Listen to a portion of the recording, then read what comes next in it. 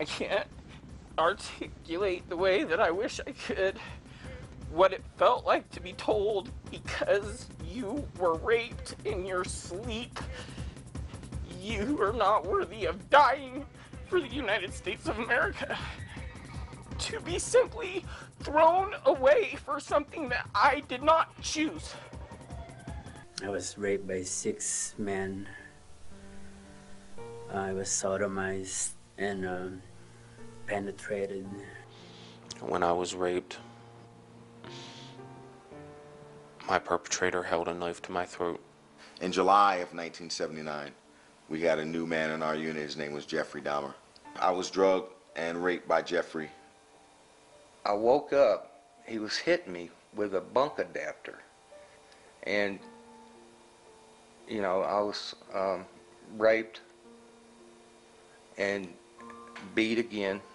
He would either beat me before or after the rapes. Suddenly his arm went around my neck and apparently hit a pressure point and took me out instantly. When I came to, I was being raped. Welcome to Behind the Scenes, GOV-TV's look at the film and television industry in Albuquerque. I'm your host, Tony DellaFlora. The clip you just saw was from the documentary Justice Denied.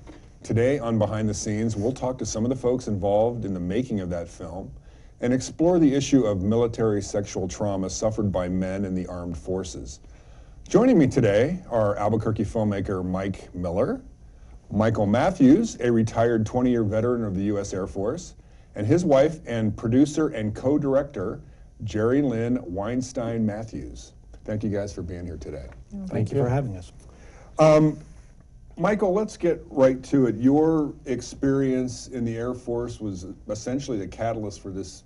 It took a while, but the catalyst for this movie being made. You are a survivor of military sexual trauma. Tell us your story. I was 19, and the year was 1974. I was stationed at Whiteman Air Force Base in Missouri, working in the Minuteman Missile Complex. I got back working late. I caught the chow hall before it closed. It was early spring. I was heading home when it was dusk, and took a shortcut through a construction site to my barracks, and was knocked unconscious suddenly. And I was coming to, and I had 2 guys I thought were helping me, and then I realized shortly that I thought maybe something fell on me, and they were helping me, but actually they were holding me down. And as I struggled, they started hitting me and telling me that if I didn't shut up, they'd kill me. And they kept hitting me, and someone pulled my pants and underwear down and sodomized me. And in the midst of it, the pain was really great, and I remember, regardless of the pain, I think I was more scared at that moment that they were going to kill me. My life was flashing in front of my face, all the things I didn't get to do in my life. Right. And when they were done, they proceeded to start kicking me, and I rolled up in a ball in a fetal position, trying to protect myself. And I had the greatest feeling of relief at one moment when they told me if I told anybody, they'd come back and kill me. At that moment, I knew I was going to live. Okay. I didn't see their faces. They were in uniforms, but I didn't see who they were. Right. But it was obviously then somebody you did not know at that point. Yes, I didn't know their voices. I couldn't see their faces because, like I said, it was getting dusk, and it was getting pretty tough to see. Yeah. Now, you had told me in a previous interview you went through years of depression, which... Well, I never told anybody for 30 years. I kept a secret. I knew nothing good would come of it. I would wind up getting a one-way ticket home, and possibly being labeled as a homosexual. Back in the 70s, that's not what a young man wanted to be labeled, especially if he's heterosexual. Mm-hmm. And I went along for a long time, 7 suicide attempts. Me and my wife went back to 9/11, after 9/11, 6 days after 9/11, we went back to New York. My wife's a social worker. She ran accounts and unit for the New York City Fire Department. And all the trauma that was around me my PTSD really started bubbling up. Mm-hmm. And I tried to commit suicide there, and I was going to counseling at the VA for my suicidal ideation and depression. And trying to explain my depression, I was telling her all kinds of erroneous things. Had nothing to do with my depression. And one day, the counsel in the middle of a session asked me, do you want to tell me about your rape? And being in a vulnerable position, I just did. I broke down, I told her, I cried. A few sessions later, I asked her, you know, how did you ask me that? Did I divulge something? Did I betray myself? And she says, no, I've seen so many men raped in the military. And that brings us to the numbers, okay? Right. The numbers are 26,000 in 2012, DOD's estimates. And they estimate those numbers are 60 to 80% low. And out of that number, 53% are men. Roughly 14,000 of the 26,000 are men being raped. Right. And the perpetrators are basically 98% heterosexual males. Right. Now back to the counseling session, I think you had gone into this thinking you were the only person this had ever happened to, and very good. Yes. Yeah. You remember that? That was the only one. I thought I was the only one, and that's how most males go around with. Because as I talk to males who come forward, finally, they have the same experience. They thought they were the only one because it's not talked about. Right. It was a very good secret. It's kept quiet until now. And that was the mission. After 7 suicide attempts, me and my wife sat down and she says, well, why haven't you been able to kill yourself? They were very good attempts. Doors breaking that I hung myself off of, coming up unconscious off the floor, you know. Right. It's like the higher power, God, whatever you want to call it, had other plans for me. Right. And we tried to figure out what that was. And after I started getting into this and finding out all the men and everything, I says, well, I guess we're going to become advocates. I'm going to save all these men. Okay, I'm going to have them come forward and get counseling. I'm going to change society's opinion about males being raped. Right. And I did it for 2 years and nobody would listen to me. Nobody. Oprah, it didn't matter who I was contacting. Nobody wanted to hear the story. Right. And I got frustrated and I told my wife I was quitting. Wasn't doing this anymore. And being a social worker, she came back to me and says, hey, you know what? I think I'm going to pick the ball up and run with this. Do you mind? I said, nah, I was laughing under my breath. I said, yeah, go ahead. And all of a sudden, she said, but you're going to have to be the front guy. Yeah.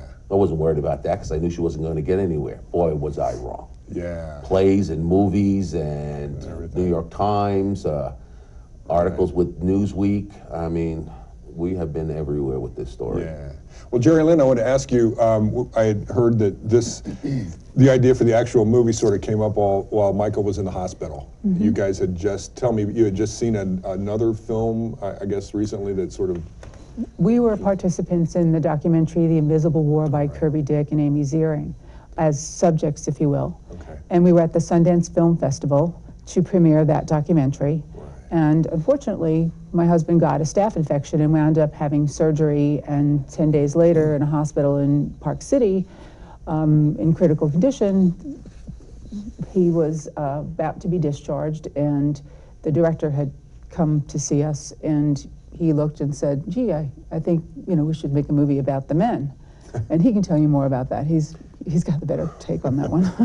Well, I was asked. I was coming out of a morphine stupor, because I just finished surgery, and I was waking up, and they came in to see me and see how I was doing. And Amy Ziering, the co-director, looked at me and she said, "So, you're finally done, and you can go home and relax." And I, she didn't mean anything by it, but I took a little offense in my morphine stupor, and I said, "What do you mean? I've been doing this for 13 years. You guys are newcomers, And she goes, well, what are you going to do next, Michael? I says, well, the Michael train's leaving the station. I'm going to make a men's movie. I don't know where that came from. And then, then it was 10 days later, we got home and they set me in my easy chair. My wife turned around and said, wow, that's an amazing idea you had. I said, what idea? And she says, we're going to make a men's movie. I said, oh my God, here we go. And then we could let Michael tell you how that came about. Yeah, well, Mike, you're obviously a veteran filmmaker in the Albuquerque area here, done quite a bit of everything, narrative, feature, all kinds of stuff. You had mentioned before that when you were first approached about making this film, you were a little reluctant. How did you get, what changed your mind to get you to get involved in this? Well, Tony, as you know, as a filmmaker in Albuquerque, if you are around for any length of time, everybody has a script, everybody has an idea, and of course, they bring it to you. So when I got a phone call from Geri Lynn saying, hey, you want to make a documentary? My initial reaction, of course, was no, but that was in my head, and I said, sure, I'll talk about it. Went up and spent 2.5 hours with them, listening to the numbers, listening to Michael's story, and 2.5 hours later, we were making this movie. Wow, that quick. That quick. Okay. We started with a couple of local survivors, Michael being one of them, and began the interview process at my studio. And then Geri Lynn, in working this, set up connections with other survivors who made themselves available or were asked, referred through the network that the MST survivors have online. If you're not involved in that community, you probably don't even know it exists, but it does. Right. Yeah. And there's very close communication, and so when Geri Lynn put the word out, we began to get people step forward, and some of the people. It actually took, I think, getting the first trailer up online on the website before we had people believing that this was really happening and come forward. But a year and a half later, we premiered it at the Albuquerque Film and Media Experience. We were in the New Mexico Filmmaker Showcase just recently here in Albuquerque. And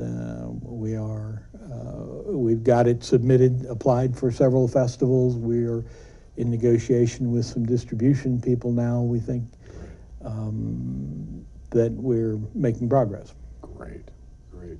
Well, I wanted to ask you about the subjects and how you found them. As you said, it took you decades to even sort of come out to yourself, to admit to yourself. How did you find all of these? There's 13 men interviewed in this. How did you find all of them willing to go on camera and talk about this? Well, first and foremost, it's a matter of trust. And some of the men came through the community, some came through some other people, networking. I also, when I was online, I decided to cross-reference every veterans organization or anything that had to do with veterans from A to Z and back the other way. And I put little blurbs on different sites, letting them know there was a documentary in the process. And so I let the veteran community know that was out there. When some people did come forward to share their story with me, I let them know that I would be happy to listen, or they could speak to my husband because he is a male survivor, unlike myself, whatever they would feel more comfortable doing. So initially, I kind of got the conversation going, and more often than not, they felt comfortable talking to Michael, and they would talk to him and kind of, close the deal, if you will, as far as, deciding to come forward and speak on camera about their story. Right. Well, you had told me before, I guess, that to some degree, all of the men who appeared in the movie had PTSD, and some seemed more serious than others. Tell me, rape carries a high PTSD numbers. You're talking like 95% of all people who are raped, if they don't get help right away, wind up developing PTSD. And the longer you wait, the more chance of it not being able to go away. And this is regardless of military, this is just in general you're talking about? In general, yeah, because it's a life-threatening trauma for most people. And that's where you get PTSD from. People think it's only associated with the military. If someone has a life-threatening thing, they can get PTSD in the private sector. Right.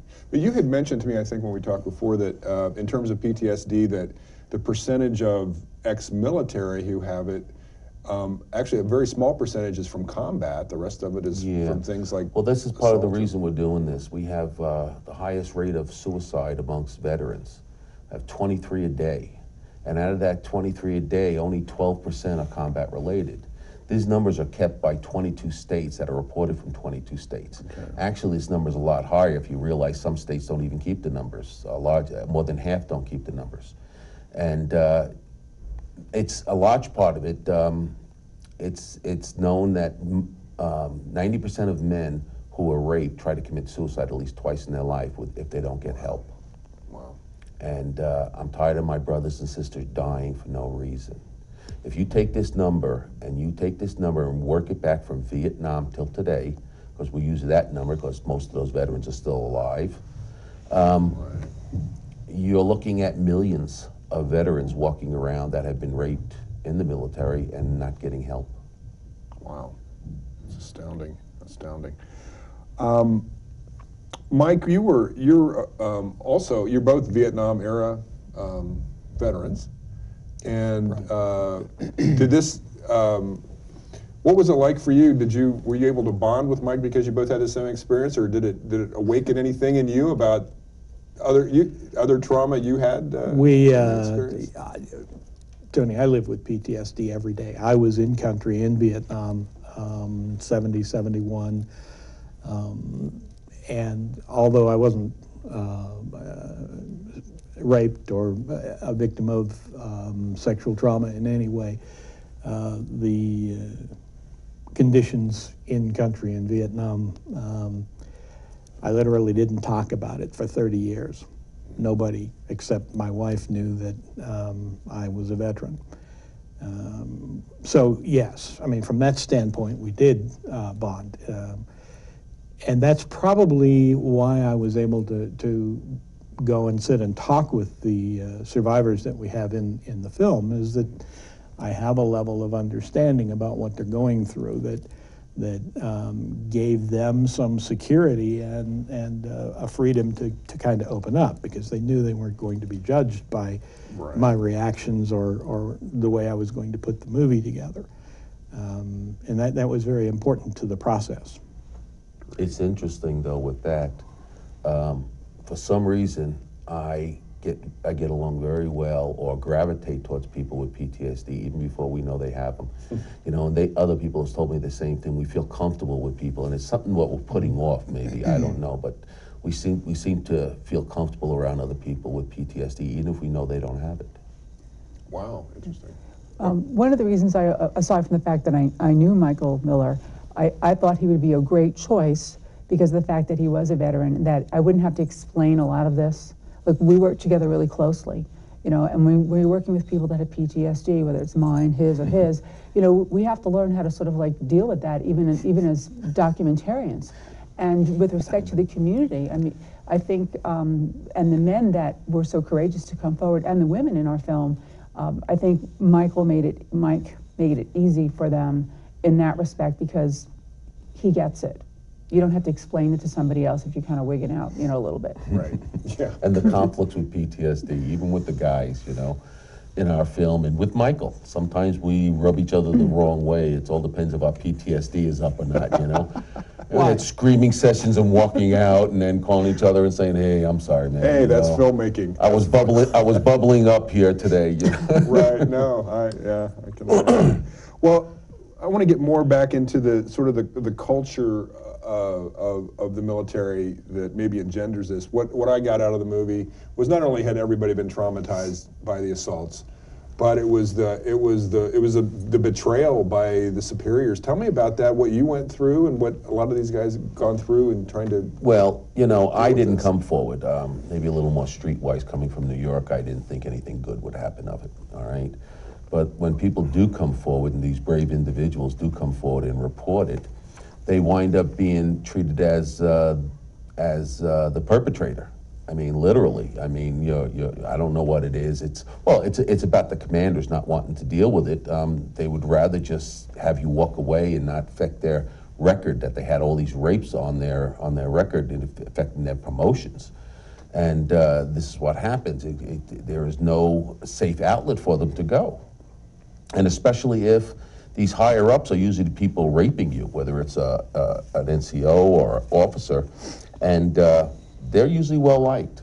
These rapists are very good at their jobs. Okay, they first of all, they don't discriminate, and an average rapist, 90% of all rapists are serial rapists. Excuse me, and most rapists perform 300 to 600 rapes in their lifetime.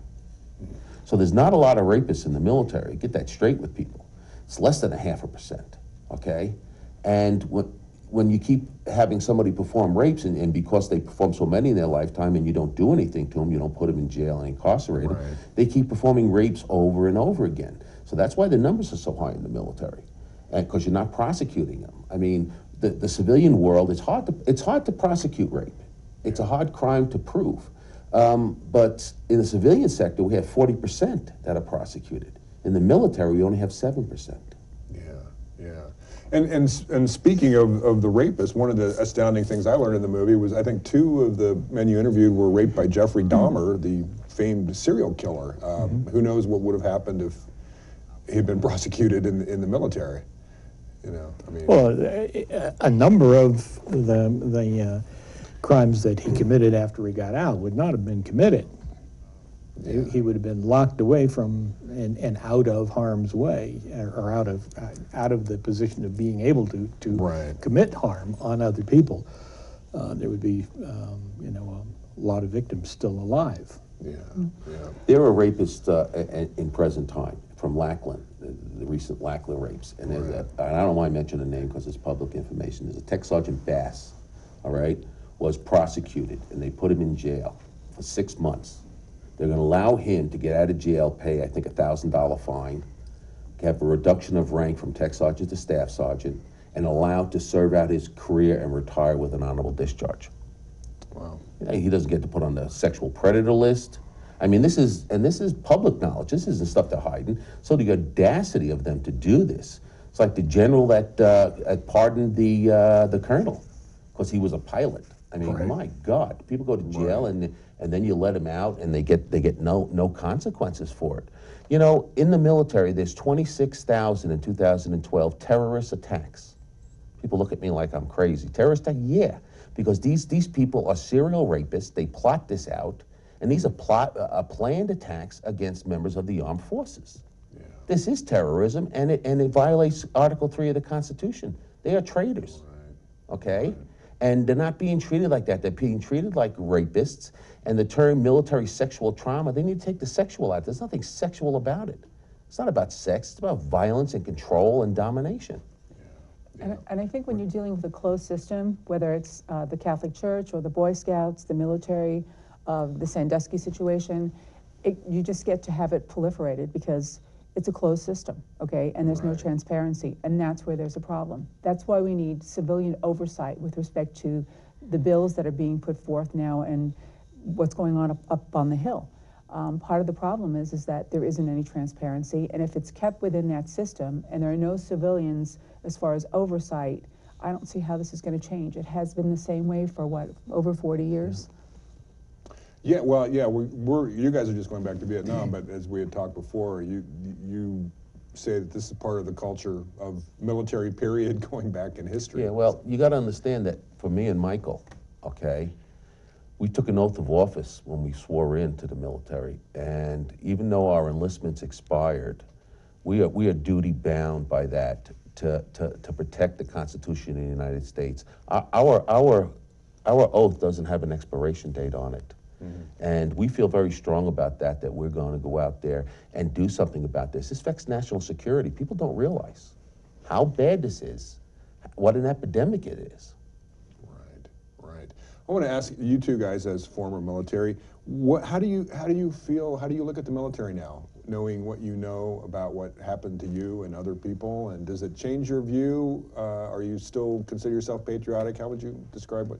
Well, for me, it's I am patriotic, and I love the military. I love my brothers and sisters that serve. The military, let's get this straight for people. The military are the men and women who serve, okay? It's not the people who make these decisions like Congress, DOD, the Senate, the President. They make decisions about this, and they don't do anything about it. That's them. That's the system that controls the military. The military are the men and women who serve, who deserve all our respect, all right? And these for a better word, these maggots, these parasites that go to the military doesn't raise them. They come in that way. People who are rapists have some mental issues, all right? And there's no cure for them. I mean, they look for systems like this. I mean, they're very good at their trades. They're sociopaths. They get people to like them. Yeah. What do you think? Mike, what's your, coming from a little slightly different perspective, what do you What do you think about the military? Do you still feel honored to be been a part of it, or? Yeah, I think I do, Tony.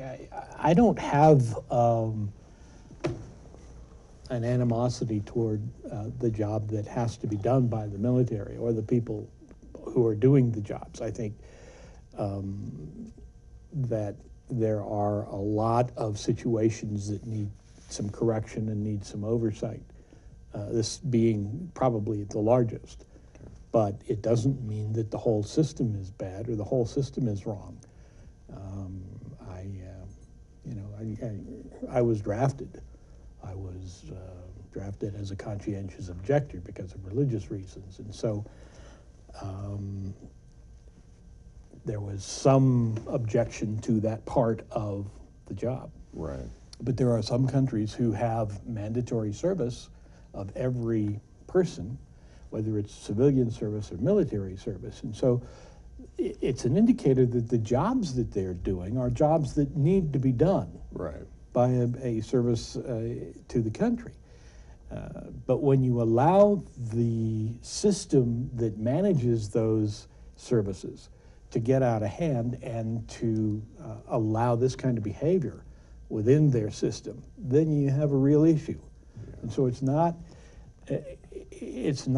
non-patriotic to say we want this to stop and we want some civilian oversight. What we want is for people to stop dying.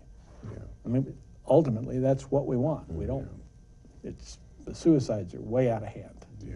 And that sort of brings me to a point, if I may, a resource number. Oh, yeah, if the survivors or relatives of survivors, where can they? Yeah, the VA's hotline number is 800-273-8255. And I would like to say something about receiving counseling, okay? Right. Counseling is very personal, and if you go to the VA and get counseling, you may not find a counselor that fits. The counselor's bag of tricks might not be for you, okay? You got to keep going and finding somebody else. You got to request somebody else that's not working for you. It's just like medication. Not all medications work the same on somebody, so you have to stick with it. Your life will get better if you do. You won't have all these failed relationships and broken marriages and, you know, kids being raised with secondary PTSD and wives, you know? It's very important to get yourself some help. It'll change your life. Right. I would like to also encourage any of the viewers that are listening that may not have come forward. If you're thinking about coming forward, find somebody that you trust, someone that can maybe go with you, a friend, a relative. It's difficult, but it's important for you to take care of yourself, to take that step. Yeah. Well, we've got to wrap up here, but where can people find out more information, either see the film or find out more information about the film at this point? They can find trailers online at and information about the film, some of the press that we've had already, at justicedeniedmovie.com. Okay. We also have on that site places where you can donate money, because we're a grassroots effort and we're trying to create change, and we need some funds to help us get this movie across America. So if any philanthropists out there or any people have $1, $20, please. Also, I'm on Facebook and LinkedIn. If there's somebody out there that might want to speak to someone, maybe they just can't take that step yet, you can find me on Facebook. Okay, well, great. Well, we got to wrap up here. I want to thank you guys so much for doing this. Thank you. It's such an important topic here, and I hope we can reach some people with this. One quick item. If you have anybody that calls in to you after the show and they need to talk to somebody, if they want, you can give them to us if you want. Okay. You can give us the Great. information and we'll try to get them some help. Great. Well, there you go. Now you know, everybody know where to go with this. I want to thank the panel here, and thank you for joining us on Behind the Scenes. We'll see you next time.